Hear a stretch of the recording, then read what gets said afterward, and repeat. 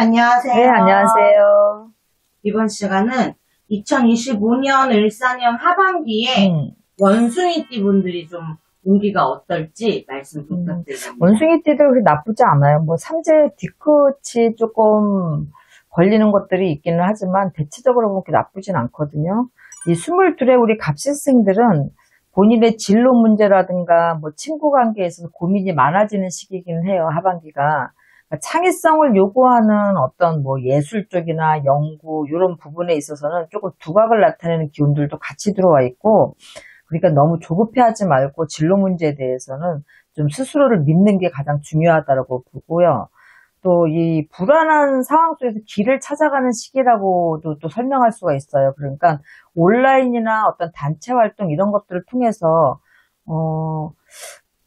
뭐 많은 사람들도 있겠지만 우선권을 잡는 이런 형국도 좀 들어와 있으니까 이럴 때는 좀 시기 질투를 많이 받을 수 있거든요. 그러니까 너무 이렇게 앞으로 나대는 것보다는 조금 겸손하게 여러 사람들을 조금 이렇게 잘 보듬어 안으면서 변화의 흐름에 이제 본인이 스스로 이제 잘 타시면은 오래 옮기는 게 나쁘지 않고, 22이라는 부분이 항상 이 숫자가 겹치는 시기에는 조금 몸을 칠 수가 있어요. 그래서 사고수가 좀 들어와 있으니까 그런 부분들은 조금 더 신경을 써야 될 것 같아요.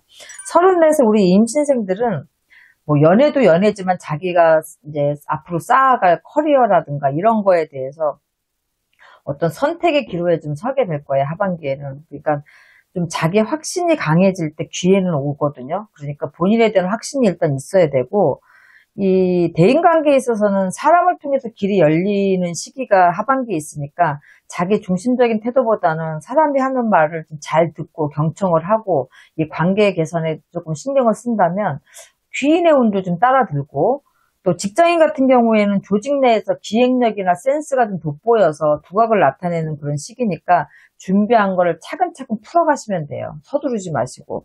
연애운 같은 경우 솔로는 이성적인 관심의 대상이 많이 되기 때문에 좀 인기는 있지만 좀 깊은 관계로 이어지기는 좀 쉽지가 않고요.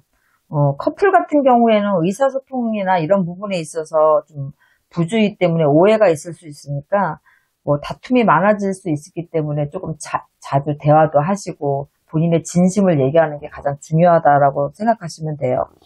이 46세 우리 경신생들은 직장 내에서 중간 리더 역할을 맡기도 하고 또 일거리가 늘어나면서 굉장히 좀 바쁠 수가 있어요. 하반기에. 그런데 성과는 그렇게 쉽지만은 않아요. 그래서 집중할 일하고 좀 내려놓을 일하고 구분을 해서 계획성 있게 좀 추진하신다면 좀 괜찮을 수도 있으니까 참고하시고, 재물운 같은 경우는 기회는 오거든요. 그런데 관리 능력이 부족하기 때문에 손해로 좀 이어질 수가 있어요. 그래서 충동구매라든가 무리한 투자라든가 귀가 얇아서 또 귀인의 귀인인 줄 알고 그 소리 듣고서 어디다 투자를 했다가 조금 망가질 일도 있으니까 투자만 하지 않고 기존에 있는 것들을 지키고 관리하는 데만 힘쓰시면은 크게 하반기도 나쁘지 않고요.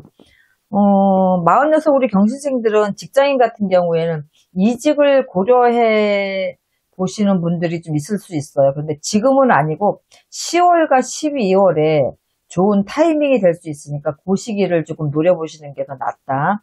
만약에 이 시기에 이직을 못한다 그러면 내년으로 넘기시는 게 나아요.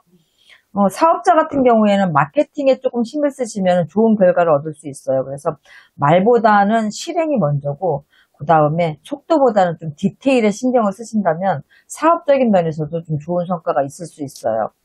대인관계 같은 경우에는 뭐 사람들 속에서 조금 정보 수집이나 이런 좋은 기회가 또 유입이 되거든요. 그러니까 귀만큼 귀인의 운이 강하게 들어온다고 생각하시면 돼요. 그래서 협업을 하시고 꼭 필요에 의해서만이 아니라 항상 어떤 일이든 간에 협업을 하시면은 사람 속에서 나한테 좋은 정보, 나한테 좋은 기회가 오는 해니까 이 하반기에는 꼭 그렇게 하셔야 되고, 감정 기복도 좀 커질 수가 있어요. 그러니까 충동적인 어떤 결정을 한다든가 그 충동적인 언행 때문에 사람들하고의 관계가 흐트러지지 않게만 조심하시면 될 것 같아요. 시운 여달의 우리 무신생들은 금전 관리나 뭐 아니면 인간 관리나 이런 부분에 있어서 좀 정리가 되는 시기다라고 생각하시면 돼요. 그러니까 아랫사람이니까 내 자식이 될 수도 있고 후배가 될 수도 있어요. 이렇게 아랫사람한테 조언을 구하게 되면서 오히려 의외의 힌트를 얻게 될 일이 생겨서 본인이 조금 일처리 속도라든가 아니면 어떤 곤란한 일을 좀 면해갈 수 있는 일이 생기거든요. 그래서 대인관계 같은 경우에는 뭐 새로운 인연을 찾아다니는 것보다는 일상을 좀 유지하셔서 가족 간의 관계를 더 돈독히 한다든가 정말 중요한 몇몇 친구들한테 조금 더 신경을 쓰시는 게 낫지 대외적으로 이렇게 넓게 폭넓은 대인관계를 안 가지시는 게 좋겠다. 그리고 또 옥석을 가리는 시기니까 아무래도 인간의 배신수도 있을 거고, 이럴 때는 사람을 많이 만나는 것보다는, 우리가 소수정예라고 얘기하잖아요.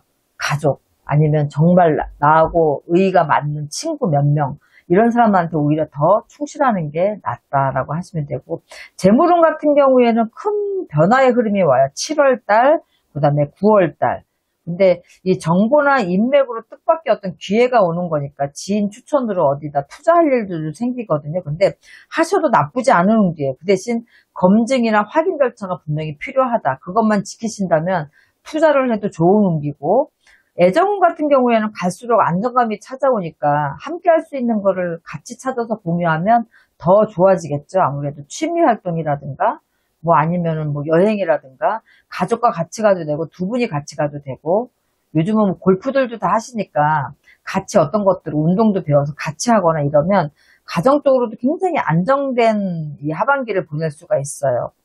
올해 70이 되는 이제 병신생들은 올 하반기는 건강관리가 핵심이에요. 그래서 소화기계통, 만성질환 이런 것들도 중요하지만 사고수가 있기 때문에 올해는 더 신경을 쓰셔야 되고, 가족 중심의 기운이 굉장히 강하기 때문에 가족 간의 관계 회복에도 굉장히 좋은 운기거든요. 그래서 올해 하반기에는 부동산 투자하지 마시고 재무 관리는 보수적으로 하시고 건강 지키시고 유산 상속이나 재산 분할 같은 거 하지 마시고 요것만 안 하시면은 크게 나쁜 일이 없어요. 그래서 내년으로 넘어가시게 되면 내년에는 병호년을 만나면서 원숭이들이 조금 더 활동성 있게 뛸 수 있는 운기도 들어와 있기 때문에 요 하반기는 상반기보다 훨씬 낫거든요.